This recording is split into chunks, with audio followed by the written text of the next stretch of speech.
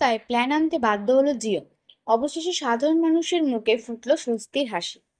Telecom regulatory authority of ইন্ডিয়ার নতুন নিয়ম মেনে 30 দিনের বৈধতাযুক্ত রিচার্জ প্ল্যান অফার করতে বাধ্য হয়েছে দেশের টেলিকম সংস্থাগুলি।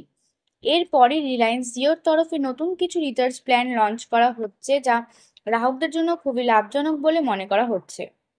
লোকসভা ভোট মিটতেই এক ধাক্কায় রিচার্জ প্ল্যানগুলির দাম বাড়িয়ে দিয়েছে রিলায়েন্স জিও। জল্পনা চলছিল আগে থেকেই, নির্বাচনের পরেই এক লাফে বেশ অনেকটাই দাম বেড়েছে সংস্থার সমস্ত প্ল্যানগুলির। শুধু জিও নয়, দাম বাড়িয়েছে এয়ারটেলও।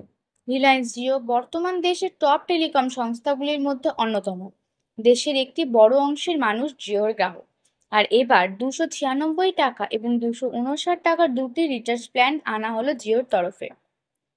এই দুটি প্ল্যানের বৈধতা 30 দিনের। এই প্ল্যানগুলিতে থাকছে ডেইলি 1.5 GB ডেটা সহ আনলিমিটেড ভয়েস কলিং এবং ডেইলি 100টি SMS এর সুবিধা।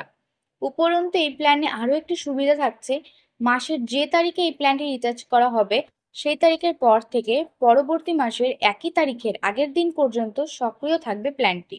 অর্থাৎ যদি আগস্টের 5 তারিখে আপনি রিচার্জ করেন, তবে এই প্ল্যানটি সেপ্টেম্বরের 5 তারিখ অবধি সক্রিয় থাকবে। আবার 6 সেপ্টেম্বর নতুন করে রিচার্জ করতে হবে। 296 টাকার প্ল্যানে পাওয়া যাবে 30 দিনের জন্য 25 GB data, unlimited voice call সহ ডেইলি 100টি SMS এর সুবিধাও পাওয়া যাবে। এছাড়াও 259 টাকার প্ল্যানে 319 টাকার মান্থলি ক্যালেন্ডার প্ল্যানের মতো সুবিধা পাওয়া যাবে। এই প্ল্যানে ডেইলি 1.5 GB ডেটা পাওয়া যাবে।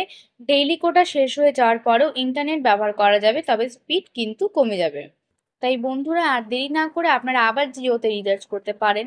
এই ট্রাইয়ের এই নয়া নিয়মে কিন্তু এবার জিও সস্তায় প্ল্যান আনতে বাধ্য হয়েছে।